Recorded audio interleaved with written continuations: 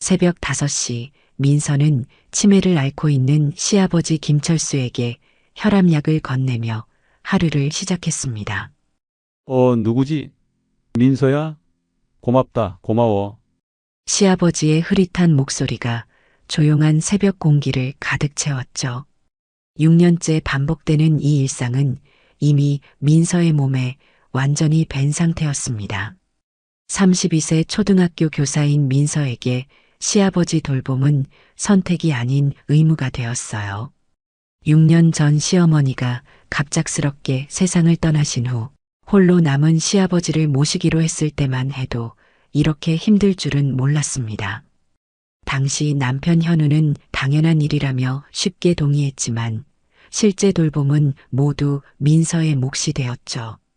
현우는 여전히 침실에서 깊은 잠에 빠져 있었어요. 35세인 건축회사 과장 현우는 평소 시아버지 안부조차 제대로 묻지 않는 남편이었습니다. 민서는 혈압약과 함께 따뜻한 미음을 준비해 시아버지께 드렸어요. 아버님, 오늘 컨디션은 어떠세요? 몸이 좀 나아지셨나요? 응, 응. 괜찮다. 민서야 항상 고마워. 시아버지의 대답은 항상 짧고 간단했지만 그 속에는 진심이 담겨 있었습니다. 치매 초기 증상으로 기억력이 많이 떨어졌지만 민서에 대한 고마움만큼은 항상 또렷하게 표현하셨어요.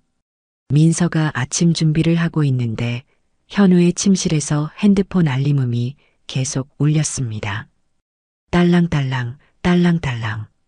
평소 같으면 무시했을 소리였지만 오늘따라 유독 신경이 쓰였어요.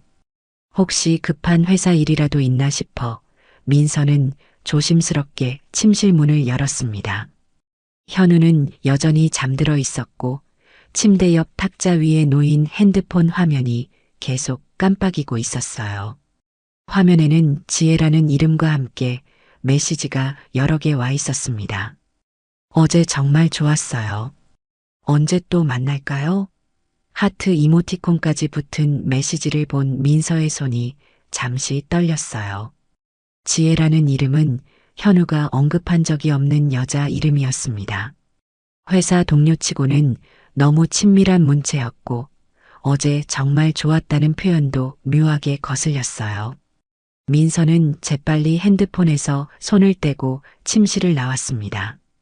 가슴이 두근거렸지만 학교에서 아이들을 가르치며 단련된 침착함으로 평정심을 유지했어요. 하지만 마음 한구석에서는 작은 불안이 자라기 시작했습니다. 현우 씨, 일어나세요. 아침 드셔야죠. 민서가 부드럽게 현우를 깨웠어요. 지금 몇 시야? 7시 반이에요. 회사 늦으시겠어요. 현우는 몸을 일으키며 하품을 했습니다. 그런데 민서의 눈에는 현우의 목 뒤쪽에 빨간 자국이 보였어요. 키스마크처럼 보이는 흔적이었습니다. 민서의 심장이 더 빠르게 뛰기 시작했어요. 그러고 보니 어제 핸드폰에 연락 온 거 없었나? 그러고 보니까 문자가 몇 개 와 있던데요. 확인 안 하셨어요? 민서의 목소리는 의도적으로 담담했어요. 현우는 핸드폰을 확인하더니 급하게 화면을 뒤집어 놓았습니다. 회사 일이야. 나중에 확인할게. 그 순간 민서는 확신했어요. 뭔가 숨기는 일이 있다는 걸. 현우가 씻는 동안 민서는 현우의 셔츠를 살펴봤습니다. 깃부분에 파운데이션이 묻어 있었고 낯선 향수 냄새가 배어 있었어요. 여성용 향수 특유의 달콤한 냄새였습니다. 민서는 시아버지께 아침 식사를 차려드렸습니다. 아버님, 식사하세요. 오늘 날씨가 좋으니까 점심 후에 잠깐 산책이라도 나가실까요? 좋다, 좋아. 민서야, 덕분에 편하게 살고 있어. 시아버지의 따뜻한 말씀에 민서의 마음이 조금 안정되었어요. 적어도 이 집에서는 자신을 진심으로 고마워하는 사람이 있었으니까요. 현우가 아침 식사를 하러 나왔습니다. 또 된장찌개야? 어제도 된장찌개였는데. 어제는 김치찌개였는데요. 민서의 대답에 현우는 대충 넘어갔어요.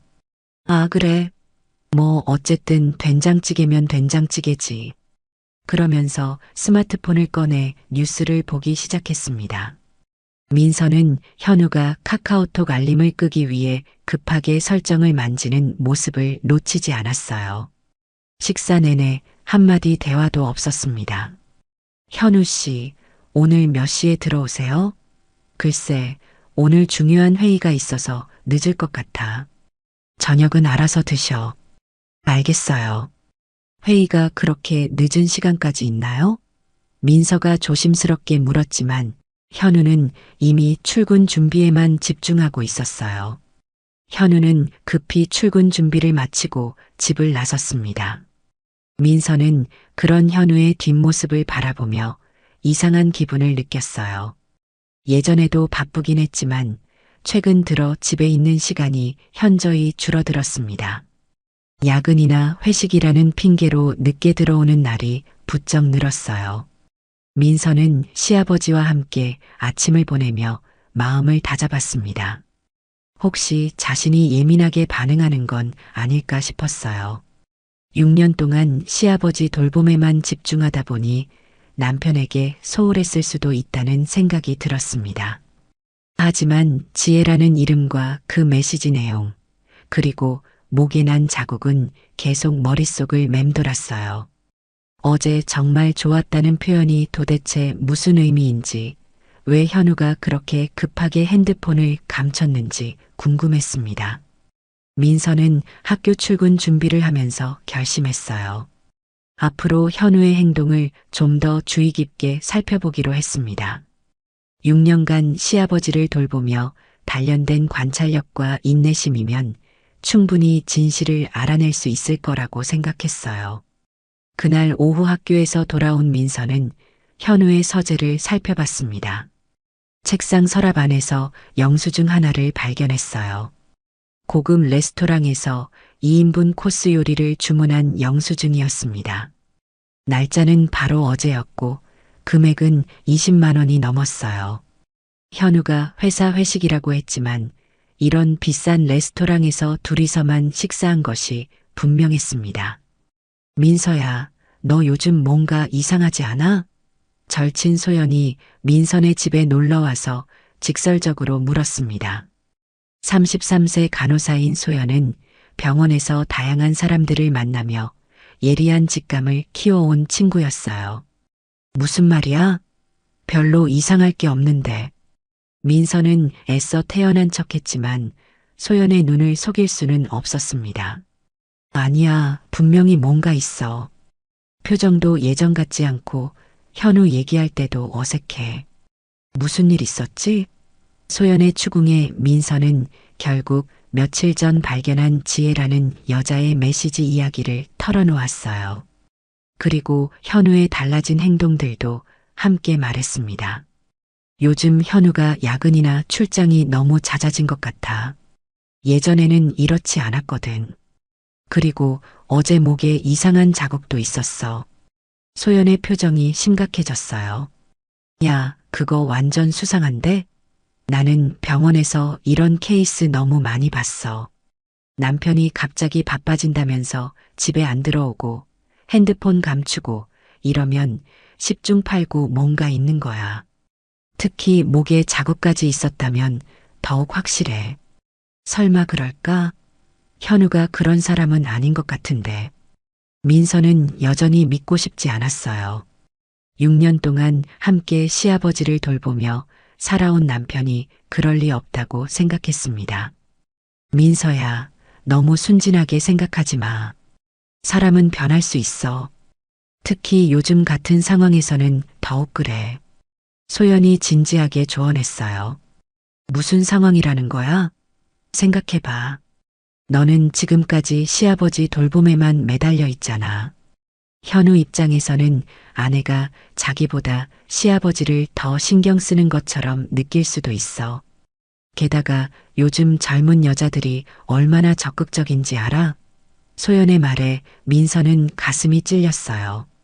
정말로 자신이 현우를 소홀히 했을까요? 하지만 그렇다고 해서 다른 여자와 이상한 관계를 갖는 것은 옳지 않았습니다. 그래도 확실한 증거가 있는 건 아니잖아. 함부로 의심하기는 그렇고 민서는 여전히 망설였어요. 야, 그럼 확인해봐. 핸드폰이나 행동 패턴 같은 것들 말이야. 그리고 뭔가 이상한 게 있으면 바로 나한테 연락해. 내가 도와줄게. 내 병원 동료 중에 사립탐정이랑 친한 사람도 있거든. 소연의 현실적인 조언에 민서는 처음으로 진지하게 현우를 의심하기 시작했어요. 그날 저녁 현우는 예상대로 늦게 들어왔습니다. 미안, 회의가 길어져서 늦었어. 저녁은 먹었어? 네, 아버님과 함께 먹었어요. 현우 씨는 안 드세요? 아니, 회사에서 먹었어. 피곤하니까 먼저 들어가서 쉴게. 현우는 대화를 최대한 짧게 끝내려고 했어요. 하지만 민서는 놓치지 않았습니다. 현우의 셔츠에서 나는 낯선 향수 냄새를 말이에요. 평소 현우가 쓰는 향수와는 완전히 다른 여성스러운 냄새였습니다. 그리고 셔츠 소매에는 립스틱 자국까지 묻어 있었어요. 민서의 심장이 빠르게 뛰기 시작했어요. 소연의 말이 맞을 수도 있다는 생각이 들었습니다. 현우가 샤워를 하는 동안 민서는 현우의 옷을 자세히 살펴봤어요. 셔츠 깃에는 분명히 파운데이션 자국이 묻어 있었고 재킷 주머니에서는 영수증 한 장이 나왔습니다. 고급 이탈리안 레스토랑에서 2인분 식사를 한 영수증이었어요. 회사 회식치고는 너무 비싸고 낭만적인 장소였습니다. 게다가 같은 주머니에서 콘돔 포장지까지 발견했어요. 민서는 영수증과 포장지를 다시 주머니에 넣고 아무 일 없었던 척했어요. 하지만 마음속으로는 확신이 생겼습니다. 현우가 다른 여자와 만나고 있다는 것을 말이에요. 며칠 후 더 결정적인 증거를 발견했습니다. 현우가 발코니에서 전화를 받는 모습을 봤어요. 여보세요? 아, 지혜야. 지금 통화 가능해? 민서는 귀를 바짝 세웠습니다. 바로 그 지혜였어요. 응, 나도 보고 싶어. 내일 시간 될까? 현우의 목소리는 평소 회사 동료들과 통화할 때와는 완전히 달랐습니다. 훨씬 부드럽고 다정했어요. 그래, 같은 장소에서 만나자. 7시쯤 어때? 알겠어, 사랑해. 민서는 마지막 말을 듣고 충격을 받았어요. 사랑한다는 말을 다른 여자에게 하고 있었던 겁니다. 그동안 자신에게는 한 번도 하지 않았던 그 말을 말이에요. 민서는 재빨리 핸드폰을 꺼내 녹음을 시작했습니다. 현우는 계속 지혜와 달콤한 대화를 나누고 있었어요. 어제 선물 마음에 들어? 너무 예뻤어. 고마워, 자기야. 다음에는 더 비싼 걸로 사줄게. 민서는 현우가 지혜에게 선물까지 사주고 있다는 사실에 더욱 분노했습니다. 전화를 끊고 들어온 현우에게 민서가 물었습니다. 누구와 통화하셨어요? 아, 회사 후배야. 내일 프로젝트 관련해서 만나기로 했어. 현우는 태연하게 거짓말을 했어요. 민서는 더 이상 확인할 필요가 없었습니다. 현우가 지혜라는 여자와 불륜 관계에 있다는 것이 확실해졌으니까요. 그날 밤 민서는 잠들지 못했습니다. 시아버지를 돌보며 희생해온 자신을 배신한 현우에 대한 분노와 실망감이 교차했어요. 하지만 동시에 현실적인 고민도 시작됐습니다. 이혼을 한다면 시아버지는 어떻게 되는 건지, 자신의 미래는 어떻게 될 것인지 걱정이 앞섰어요. 소연에게 전화를 걸어 상황을 알렸습니다. 역시 그랬구나. 이제 어떻게 할 거야? 아직 잘 모르겠어. 좀 더 지켜본 다음에 결정할게.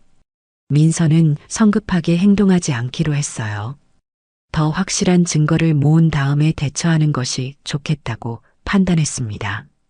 하지만 가장 큰 충격은 다음 날 아침에 기다리고 있었어요. 현우의 카드 사용 내역을 확인해 보니 지혜라는 이름으로 된 모텔 결제 기록이 여러 개 있었던 겁니다. 며칠 후 저녁 예상치 못한 방문객이 찾아왔습니다. 현우의 형수 은경이었어요. 평소 시아버지 안부를 묻지도 않던 38세 전업주부 은경이 갑자기 웬일로 온 건지 의아했습니다. 민서 씨, 안녕하세요. 갑자기 찾아와서 죄송해요. 아버님, 안부가 궁금해서 왔어요. 아, 형수님. 들어오세요. 아버님께서 좋아하실 거예요. 민서는 은경을 집 안으로 안내했지만 뭔가 석연치 않다는 느낌을 지울 수 없었어요. 은경이 시아버지 안부를 걱정한 적이 언제였던가요? 게다가 은경의 시선이 계속 집안을 둘러보고 있었습니다. 마치 무언가를 평가하는 듯한 눈빛이었어요. 아버님, 형수님이 오셨어요. 은경이구나. 잘 왔다. 시아버지는 반가워하셨지만 은경의 표정은 어딘지 어색했습니다. 아버님 상태는 어떠세요? 치매가 더 심해지셨나요? 응, 요즘 많이 안 좋아지셨어. 가끔은 날 알아보지도 못하시거든. 현우가 대답했어요. 의사 선생님도 오래 못 가실 것 같다고 하시더라고. 그런 말씀을 하시면 어떡해요. 민서가 당황해서 말렸지만 현우는 아랑곳하지 않았습니다. 은경은 오히려 현우의 말에 관심을 보이는 것 같았어요.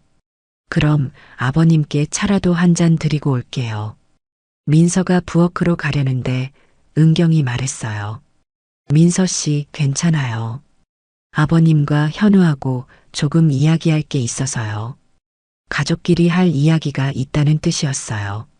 민서는 부엌으로 가서 차를 준비하는 척하며 거실 대화에 귀를 기울였습니다. 현우야, 아버님 상태가 이렇게 안 좋으시면 미리 준비해야 하는 거 아니야? 은경의 목소리가 작게 들렸어요. 무슨 준비 말이야? 뭐 어차피 나이가 나이니까 언제 무슨 일이 있을지 모르잖아. 그래서 재산 정리 같은 것들 말이야. 민서의 손이 떨렸어요. 재산 정리라니 아직 살아계신 시아버지 앞에서 할 소리가 아니었습니다. 법적으로는 어떻게 되는 거야? 당연히 우리가 상속받게 되어 있지. 민서는 며느리니까 권리가 없고. 현우의 차가운 말에 민서는 충격을 받았어요. 지금까지 혼자서 시아버지를 돌봐왔는데 법적으로는 아무 권리가 없다는 말이었습니다.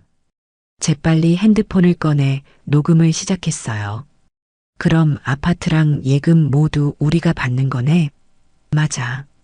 어차피 민서한테는 굳이 미리 알려줄 필요도 없고 괜히 미리 알면 기분만 나빠질 텐데. 은경과 현우는 마치 민서가 없는 사람인 것처럼 대화를 이어갔어요. 그런데 정할머니 같은 분들이 가끔 아버님 안부 물어보시잖아. 혹시 뭔가 이상하게 생각하시는 건 아닐까? 할머니는 뭘 알겠어.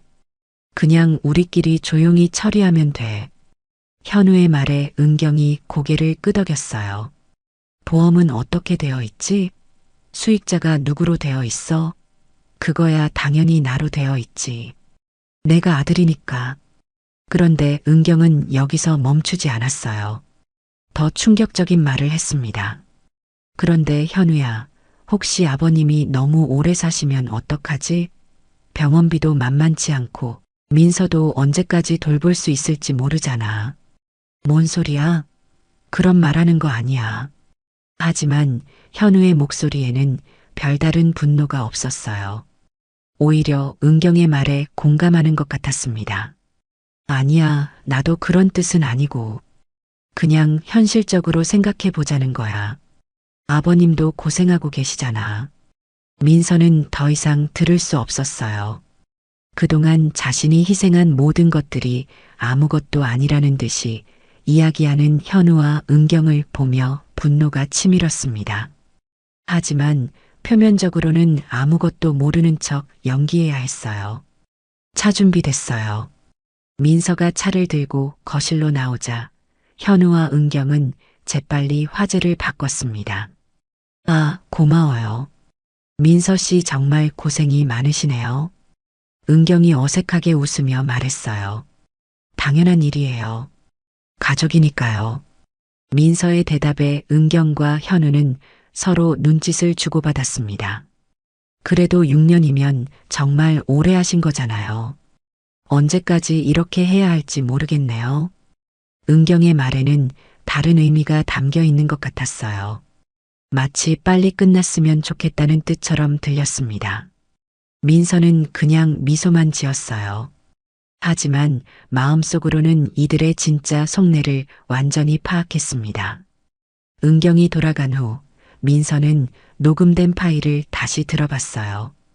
분명히 들렸습니다. 자신을 완전히 배제한 상속 이야기, 보험금 이야기, 그리고 시아버지의 죽음을 기다리는 듯한 말들까지 말이에요. 6년 동안 내가 뭘 한 거지? 민서는 처음으로 깊은 분노를 느꼈어요. 하지만 동시에 냉정해졌습니다. 이제야 진짜 현실을 알게 된 것이었어요. 현우도 은경도 자신을 그저 무료 간병인 정도로만 생각하고 있었던 겁니다. 그날 밤 민서는 잠들지 못했어요. 녹음 파일을 몇 번이고 다시 들으며 생각했습니다. 이대로 당할 수는 없다고 말이에요. 지금까지의 희생이 아무것도 아닌 게 될 순 없었습니다. 소연에게 전화를 걸어 상황을 알렸어요.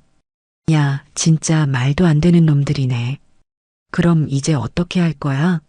아직 확실하지 않지만 뭔가 준비해야 할 것 같아. 이대로 당하고만 있을 수는 없잖아. 민서는 결심했어요. 더 이상 순진한 며느리로 살지 않겠다고 말이에요. 다음 날 민서는 법무사 사무소를 찾아갔습니다. 상속법에 대해 정확히 알고 싶었거든요. 변호사는 민서의 상황을 듣고 안타까워했어요. 안타깝게도 며느리에게는 법적 상속권이 없습니다. 하지만 6년간의 간병에 대한 기여분을 인정받을 수 있는 방법이 있어요. 그런 방법이 있나요? 네, 유언장이나 증여를 통해서 가능합니다. 그리고 간병 비용을 청구할 수도 있고요. 민서는 희망을 품었어요. 적어도 완전히 무력하지는 않다는 것을 알았으니까요. 며칠 후 민서가 시아버지께 저녁 식사를 드리던 중 예상치 못한 일이 벌어졌습니다. 평소 흐릿하던 시아버지의 눈빛이 갑자기 또렷해진 거예요. 민서야, 고생이 많구나. 아버님, 오늘 정신이 맑으시네요. 내가 바보가 아니야. 현우가 뭘 하고 있는지 다 알고 있어. 민서는 깜짝 놀랐습니다. 치매로 인해 의식이 흐리다고 생각했던 시아버지가 모든 상황을 파악하고 있었다는 것이었어요. 무슨 말씀이세요? 현우가 내 적금 통장 4개를 몰래 해지한 것도 알고 있다. 6천만 원이나 되는 돈을 말이야. 시아버지의 말에 민서는 더욱 충격을 받았어요. 현우가 횡령까지 저질렀다는 것이었습니다. 그런 일이 있었어요? 인장을 몰래 가져가서 은행에 갔더라고. 나는 치매 환자니까 모를 거라고 생각했겠지. 하지만 나는 다 봤어. 시아버지는 서랍에서 봉투 하나를 꺼냈어요. 그리고 다른 여자와 만나는 것도 다 봤다. 지난주에 아파트 앞 카페에서 손잡고 다니는 것까지 말이야. 아버님이 다 보고 계셨군요. 치매라고 해서 아무것도 모르는 줄 알았나 보구나. 하지만 나는 멀쩡해. 가끔 기억이 흐릿해질 뿐이야. 그리고 은경이가 와서 하는 말도 다 들었어.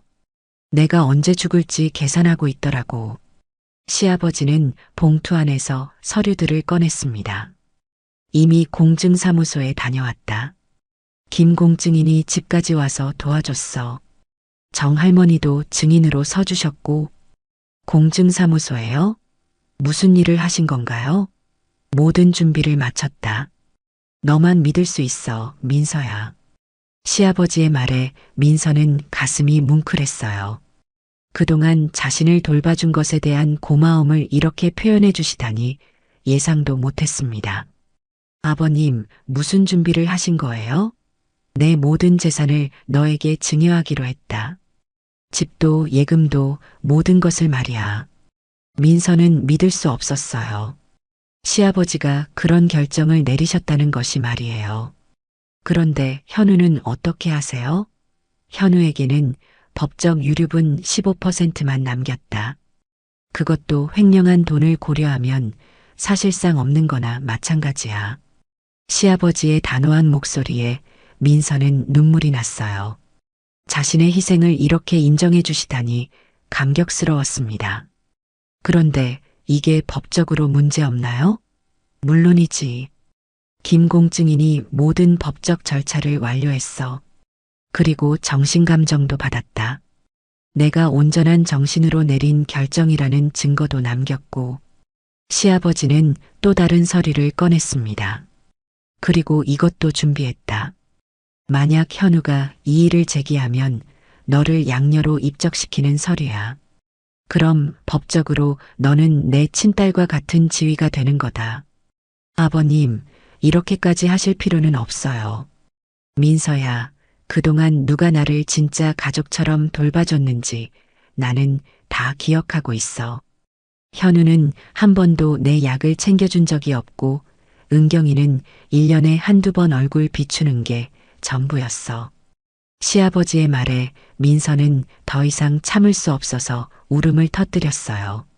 지금까지 쌓인 서러움과 고마움이 한꺼번에 쏟아져 나왔습니다. 고맙습니다, 아버님. 정말 고맙습니다. 그런데 현우가 알면 어떻게 될까요? 걱정하지 마라. 다 계획이 있어. 적당한 때가 되면 공개할 거야. 그때까지는 비밀로 해두자. 시아버지는 민서의 손을 꼭 잡았어요. 너는 내가 본 중에 가장 착한 며느리야. 아니, 이제는 딸이라고 해야겠구나. 그런데 시아버지는 여기서 멈추지 않았어요. 더 놀라운 이야기를 꺼냈습니다. 그리고 내가 현우 명의로 된 부동산이 하나 더 있다는 걸 알고 있지? 현우 명의요? 그런 게 있나요? 강남에 오피스텔 하나가 있어. 내가 현우 결혼할 때 사준 거야. 그것도 너에게 넘기려고 서류를 준비해뒀다. 민서는 현우가 그런 부동산이 있다는 사실조차 몰랐어요. 그럼 현우 씨는 그걸 숨기고 있었던 건가요? 아마 지혜라는 여자와 만날 때 쓰고 있을 거야. 내가 사립탐정을 고용해서 확인했거든. 아버님이 사립탐정까지 고용하셨다고요? 나도 바보가 아니야. 내 아들이 어떤 놈인지 정확히 알고 싶었어. 그날 밤 민서는 시아버지의 말씀을 되새기며 복잡한 감정에 휩싸였습니다. 한편으로는 시아버지의 따뜻한 마음에 감격했지만 다른 한편으로는 앞으로 벌어질 일들이 걱정되기도 했어요. 현우가 이 사실을 알게 되면 어떤 반응을 보일지 예상할 수 없었습니다. 하지만 확실한 것은 더 이상 무력한 피해자가 아니라는 것이었어요. 시아버지라는 든든한 아군이 생겼으니까요. 민서는 소연에게 전화를 걸어 상황을 알렸습니다. 진짜? 시아버지께서 그런 준비를 다 해두셨다고? 응, 나도 믿기지 않아. 하지만 정말이야. 그리고 현우 명의 오피스텔도 있다더라. 우와, 대박이다. 그럼 이제 현우 저놈이 얼마나 당황할지 보자. 하지만 조심해야 해. 아직 시아버지가 살아계시니까 함부로 행동하면 안 돼. 소연의 조언에 민서도 동감했어요. 아직은 때가 아니었습니다. 시아버지의 계획대로 적절한 시기까지 기다려야 했어요. 며칠 후 현우의 행동이 더욱 노골적으로 변했습니다. 아예 집에 들어오지 않는 날이 많아졌고 시아버지에 대한 관심도 완전히 사라졌어요. 오히려 시아버지의 건강 상태를 자주 물어보며 언제 돌아가실지 계산하는 듯한 모습을 보였습니다. 아버지 상태가 어때? 많이 안 좋아지셨나? 예전보다는 많이 약해지셨어요. 그런가? 의사는 뭐라고 해? 현우의 질문에는 진짜 걱정이 아닌 다른 의도가 숨어 있었어요.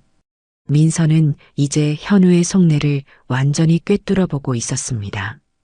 그런 현우를 보며 시아버지의 결정이 얼마나 현명했는지 새삼 깨달았어요. 진짜 가족이 누구인지 정확히 알고 계셨던 거였습니다.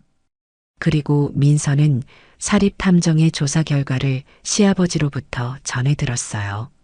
현우와 지혜가 그 오피스텔에서 만나고 있다는 사실, 그리고 지혜가 임신 중이라는 충격적인 정보까지 말이에요. 현우의 불륜이 더욱 노골적으로 드러나기 시작했습니다. 어느 날 민서가 학교에서 일찍 돌아오는데 현우가 발코니에서 달콤한 목소리로 통화하고 있었어요. 지혜야, 나도 정말 보고 싶어. 오늘은 못 만날까? 현우의 목소리는 평소 민서와 대화할 때와는 완전히 달랐습니다. 훨씬 부드럽고 애정이 넘쳤어요. 오늘은 좀 어려울 것 같아. 집에서 지켜봐야 할 일이 있어서. 아, 아버지 때문에? 응, 상황이 좀 복잡해서. 하지만 걱정하지 마. 곧 정리될 거야. 민서는 핸드폰을 꺼내 녹음을 시작했습니다.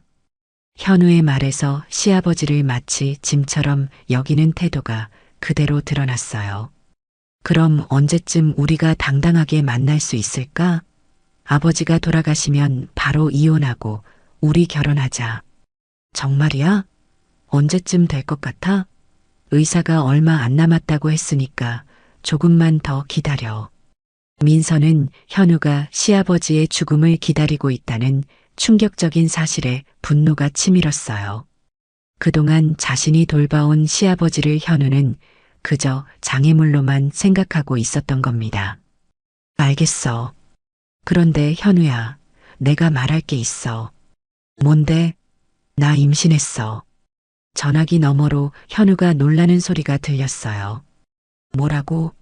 임신이라고? 응, 병원에서 확인했어. 2달 됐어. 민서는 더욱 충격을 받았습니다. 불륜 상대가 임신까지 했다는 것이었어요. 이제 상황이 더욱 복잡해진 거였습니다. 그럼 더 빨리 정리해야겠네. 아이가 있으면 더 이상 숨길 수 없잖아. 맞아. 그래서 빨리 이혼하고 싶어.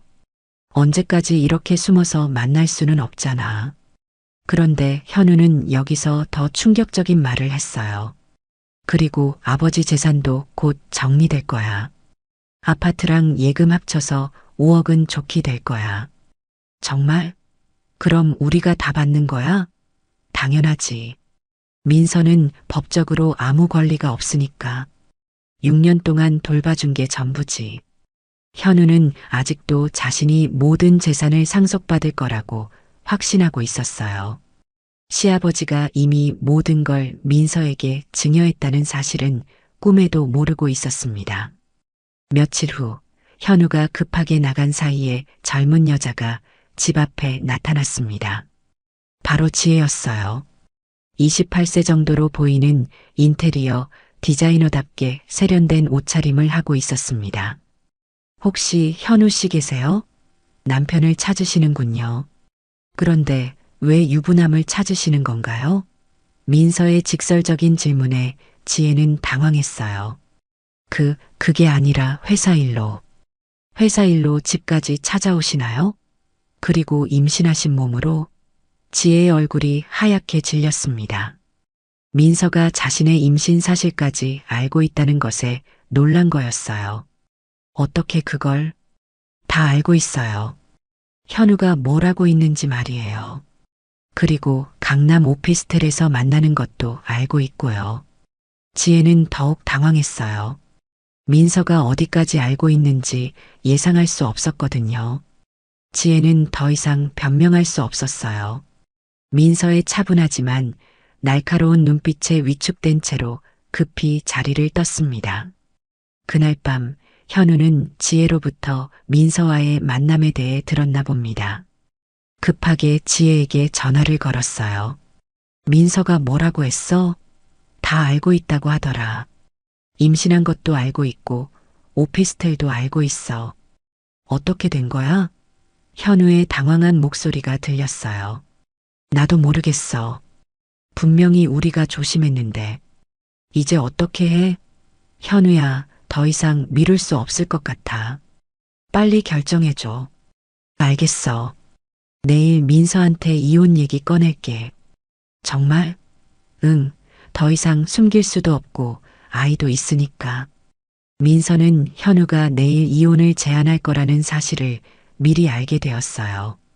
하지만 전혀 당황하지 않았습니다. 오히려 기다리고 있었던 순간이 드디어 왔다는 생각이 들었어요.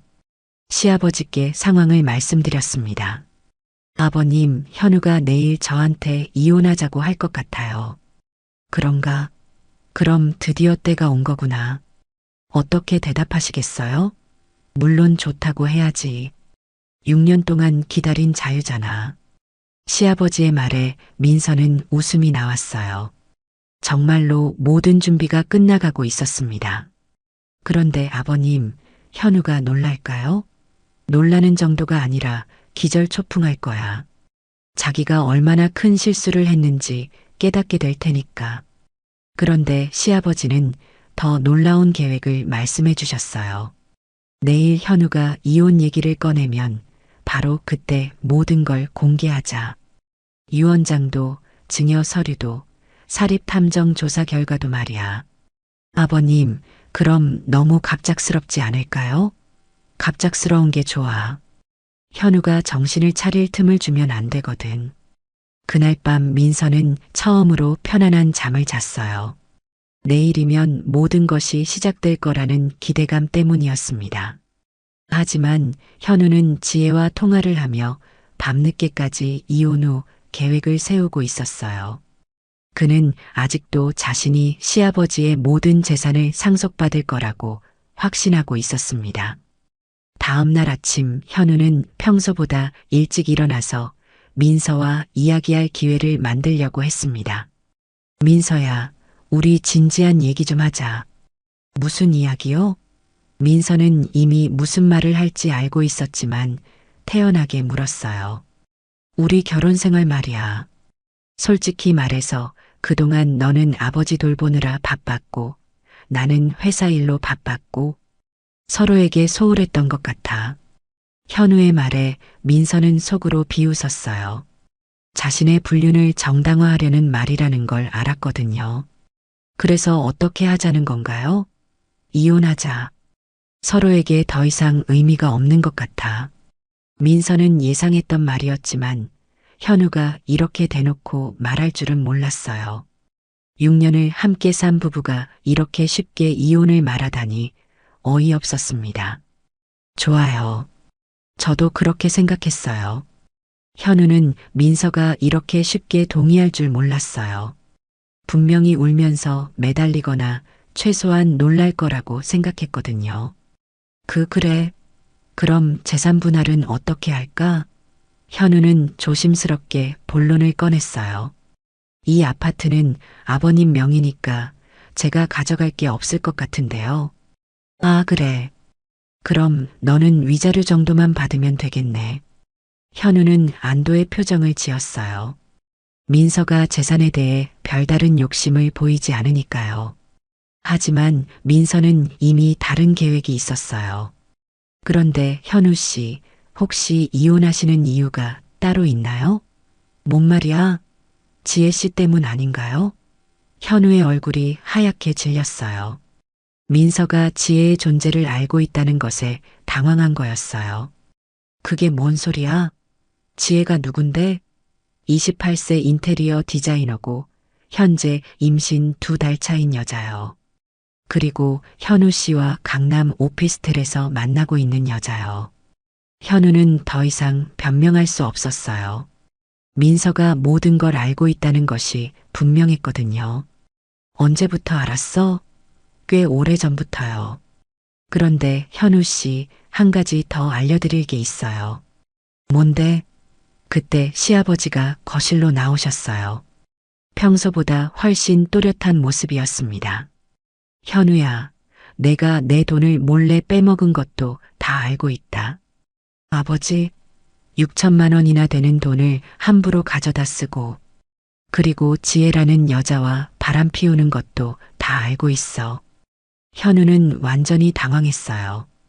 치매 환자라고 생각했던 아버지가 모든 걸 알고 있었다는 것에 충격을 받았거든요. 아버지, 그게 아니라. 그리고 내 재산을 내가 다 상속받을 거라고 생각했지? 시아버지는 서랍에서 서류 봉투를 꺼냈어요. 하지만 나는 이미 모든 재산을 민서에게 증여했다. 뭐라고요? 현우는 믿을 수 없다는 표정을 지었어요. 이 집도 예금도 강남 오피스텔도 모든 게 이제 민서 것이다. 현우는 주저앉을 뻔했어요. 자신이 계산했던 모든 것이 한순간에 무너져 내리는 것을 느꼈거든요. 아버지, 그럴 수는 없어요. 제가 아들인데. 아들이 아버지 돈을 훔쳐 쓰고 바람 피우면서 무슨 상속을 받으려고 해? 시아버지의 날카로운 질책에 현우는 할 말이 없었어요. 법적으로도 아무 문제 없다. 공증도 받았고 정신감정도 받았어. 그리고 은경이와 내가 나눈 대화도 다 녹음되어 있다. 현우는 이제야 자신이 완전히 속았다는 것을 깨달았어요. 그리고 민서가 단순히 돌봄만 하는 순진한 며느리가 아니라는 것도 말이에요. 그런데 시아버지는 여기서 끝나지 않았어요. 그리고 현우야, 내 불륜 상대인 지혜도 내가 조사했다. 사립탐정을 고용해서 말이야. 지혜는 이미 결혼한 남자와 바람 피우다가 이혼한 전력이 있어. 그리고 지금 내 아이를 임신했다고 하는데 정말 내 아이인지도 의심스럽다. 현우는 완전히 멘탈이 무너져 내렸어요. 자신이 얼마나 철저하게 당했는지 깨달았거든요. 아버지, 제발. 늦었다. 이미 모든 게 끝났어. 그리고 집에서 나가라. 이제 이 집은 민서 것이니까. 민서는 그동안 참았던 모든 감정을 터뜨렸어요. 현우 씨, 6년 동안 저를 바보로 알고 계셨죠? 하지만 이제 누가 진짜 바보인지 아시겠어요? 현우가 집을 나간 지 일주일 후 예상치 못한 방문객이 찾아왔습니다. 지혜였어요. 이번에는 훨씬 초라한 모습이었습니다. 민서 씨, 잠깐 이야기할 수 있을까요? 들어오세요. 어차피 할 말이 있었거든요. 민서는 지혜를 거실로 안내했어요. 시아버지는 낮잠을 주무시고 계셔서 조용했습니다. 현우 씨가 연락이 안 되네요. 혹시 어디 계신지 아세요? 모르겠어요. 집을 나간 뒤로 연락이 없거든요. 지혜의 얼굴이 절망적으로 변했어요. 현우가 자신을 버렸다는 것을 직감했거든요. 그런데 지혜 씨, 정말 그 아이가 현우 씨 아이가 맞나요? 지혜는 깜짝 놀랐어요. 민서가 그런 질문을 할 줄 몰랐거든요. 무슨 말씀이세요? 당연히 현우 씨 아이죠. 하지만 민서는 시아버지로부터 들은 정보를 알고 있었어요. 사립탐정 조사에 따르면 지혜가 현우와 만나기 전에도 다른 남자와 만나고 있었다는 것을 말이에요. 사립탐정 조사 결과를 봤는데 지혜 씨가 현우 씨 외에 다른 남자와도 만났다고 하더라고요. 지혜의 얼굴이 하얗게 질렸어요. 그런 건 아니에요. 정말로요? 그럼 친자 확인 검사를 받아보시겠어요? 지혜는 더 이상 변명할 수 없었어요. 사실 자신도 아이의 아버지가 누구인지 확신하지 못했거든요. 민서 씨, 제발 현우 씨 연락처만 알려주세요. 죄송하지만 모르겠어요. 그리고 설령 안다고 해도 알려드릴 생각이 없어요. 지혜는 울면서 집을 나갔어요. 현우에게 버림받고 민서에게도 거절당한 상황에서 갈 곳이 없었거든요. 한편 현우는 회사에서 횡령 사실이 발각되어 해고당했어요. 시아버지 돈을 빼서 지혜에게 선물을 사주고 비싼 레스토랑에서 식사한 것이 카드 내역으로 드러났거든요. 회사에서는 즉시 해고, 통보와 함께 손해배상 청구를 했습니다. 현우는 완전히 빈털터리가 되었어요. 집도 없고, 직장도 없고, 돈도 없고, 심지어 임신한 여자친구마저 자신을 의심하고 있었어요. 모텔에서 며칠을 보내던 현우는 결국 민서에게 연락했습니다. 민서야, 제발 한 번만 만나자. 할 말이 있어. 민서는 현우의 전화를 받고 피식 웃었어요. 지금 와서 무슨 할 말이 있다는 건지 궁금했거든요. 어디서 만날까요? 집 앞 카페에서 만나자. 30분 후 현우가 나타났을 때 민서는 깜짝 놀랐어요. 일주일 만에 현우는 완전히 다른 사람이 되어 있었거든요. 수염은 덥수룩하고 옷은 구겨져 있고 눈은 푹 꺼져 있었어요. 민서야, 내가 잘못했어. 용서해줘. 현우는 무릎을 꿇고 빌었어요. 하지만 민서의 마음은 이미 돌아선 지 오래였습니다. 6년 늦었어요. 제발 다시 기회를 줘. 아버지한테도 사과할게. 아버님은 이미 모든 걸 결정하셨어요. 그리고 저도 마찬가지고요. 현우는 마지막으로 재산 이야기를 꺼냈어요. 그럼 재산이라도 조금. 나는 이제 갈 곳도 없어. 그건 아버님께서 결정하실 문제예요. 저는 아무 말도 할 수 없어요. 현우는 완전히 절망했어요. 자신이 계산했던 모든 것이 빗나갔고 이제는 정말로 아무것도 남지 않았거든요. 민서는 카페를 나서면서 현우에게 마지막 말을 했어요. 현우 씨, 지금까지 저를 당연하게 여기신 대가예요. 그리고 아버님을 우습게 본 대가이기도 하고요. 그날 저녁 민서는 시아버지께 현우와 만난 이야기를 말씀드렸어요. 아버님, 현우가 용서해달라고 빌더라고요. 너무 늦었지. 이미 기회는 충분히 줬어. 하지만 법적 유류분은 줘야 하는 거 아닌가요? 횡령한 돈을 생각하면 오히려 현우가 우리에게 빚진 거야. 그러니까 유류분도 없다고 봐야지. 시아버지는 현우에게 마지막 연민조차 보이지 않았어요.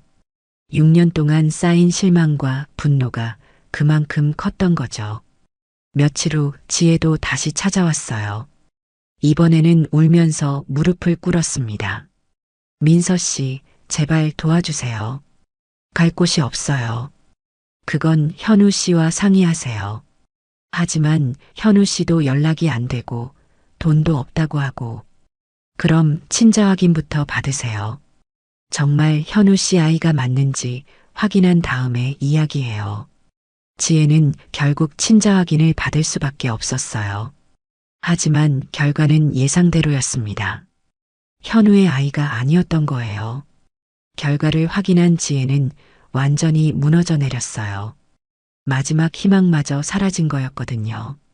한편 현우는 지혜가 다른 남자의 아이를 임신했다는 사실을 알고 더욱 절망했어요. 자신이 모든 걸 잃고 얻은 건 아무것도 없었던 거죠. 6개월 후 민서는 시아버지가 남겨주신 아파트 1층을 개조해서 따뜻한 돌봄센터를 열었습니다. 맞벌이 부부의 아이들을 방과 후에 돌봐주고 어르신들을 위한 실버 케어 프로그램도 운영하는 복합 돌봄 시설이었어요. 개소식 날 많은 사람들이 축하하러 왔습니다. 박 원장님, 소연, 정 할머니, 그리고 시아버지를 기억하는 동네 어르신들까지 모여서 민서의 새 출발을 응원해 주었어요. 민서야, 정말 자랑스럽다. 시아버님이 천국에서 얼마나 기뻐하실까. 소연이 진심 어린 축하 인사를 건넸어요. 고마워, 소연아. 내 덕분에 여기까지 올 수 있었어. 센터 벽면에는 시아버지의 사진과 함께 진정한 가족은 핏줄이 아닌 마음으로 만들어진다는 문구가 걸려 있었습니다. 민서가 직접 써서 액자에 넣은 것이었어요. 어르신, 오늘 컨디션이 어떠세요? 민서가 센터를 이용하는 한 어르신께 인사를 드렸어요. 민서 선생 덕분에 요즘 정말 활기가 넘쳐. 이런 곳이 있어서 얼마나 다행인지 몰라. 감사합니다. 더 열심히 하겠어요. 센터에는 다양한 연령대의 사람들이 함께 어울리고 있었어요. 방과 후 돌봄을 받는 아이들과 실버케어에 참여하는 어르신들이 자연스럽게 교류하며 서로에게 힘이 되어주고 있었습니다. 민서 선생님, 저희 할머니가 요즘 너무 밝아지셨어요. 여기 오시기 전에는 집에서 혼자 계시느라 우울해 하셨는데, 한 보호자가 고마움을 표현했어요. 할머니께서 아이들과 함께 있으면서 많이 좋아지신 것 같더라고요. 정말 감사해요. 이런 반응들을 볼 때마다 민서는 자신의 선택이 옳았다는 확신이 들었어요. 시아버지의 유산을 이렇게 의미 있는 일에 사용할 수 있어서 뿌듯했습니다. 센터 운영 초기에는 여러 어려움이 있었어요. 인허가 문제부터 시작해서 직원 채용, 프로그램 개발까지 모든 게 처음이었거든요. 하지만 민서는 6년간 시아버지를 돌보며 키운 끈기와 인내심으로 하나씩 해결해 나갔습니다. 특히 강남 오피스텔을 매각한 돈으로 센터 운영 자금을 마련했어요. 현우가 지혜와 만나던 그 불륜의 장소를 의미 있는 일에 사용한 것이었습니다. 민서는 이것을 일종의 정화 작업이라고 생각했어요. 한편 현우는 횡령 혐의로 회사에서 해고당하고 생활고에 시달리고 있었어요. 지혜와도 완전히 연락이 끊어진 상태였고 친구들도 하나둘씩 등을 돌렸습니다. 모텔과 고시원을 전전하며 아르바이트로 겨우 생계를 유지하고 있었어요.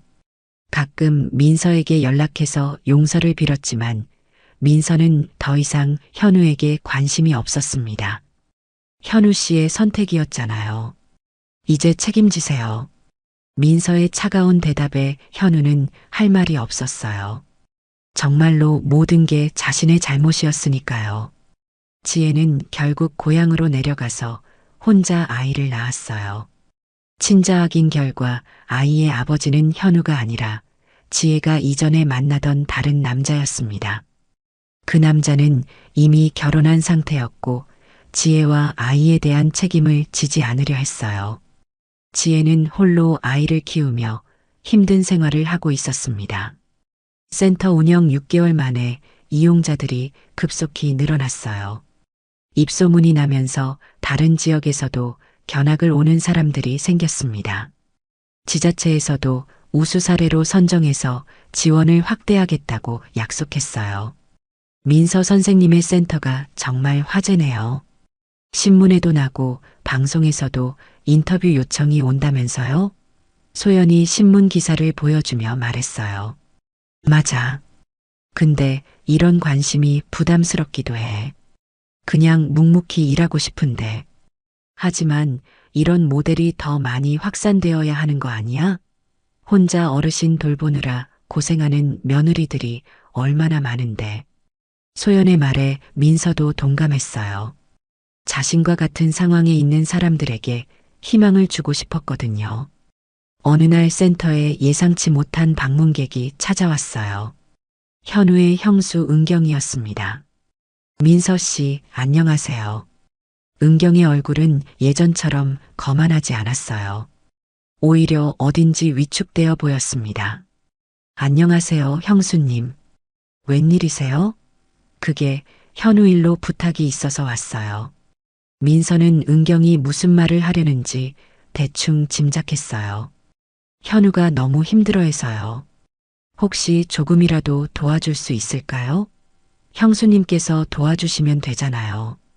저희도 형편이 넉넉하지 않아서요. 그리고 현우가 저지른 일을 생각하면 은경도 현우를 도울 여력이 없었어요. 남편 사업도 어렵고 자녀들 교육비도 만만치 않았거든요. 죄송하지만 저도 도와드릴 수 없어요. 현우 씨 스스로 해결하셔야 할 문제예요. 은경은 실망한 표정으로 돌아갔어요. 한때 시아버지 재산을 탐냈던 자신들의 처지가 이렇게 바뀔 줄은 꿈에도 몰랐거든요. 저녁 시간 민서는 센터를 정리하며 시아버지 사진 앞에 서서 조용히 말했습니다. 아버님, 오늘도 좋은 하루였어요. 아버님이 주신 기회를 헛되이 하지 않고 있죠?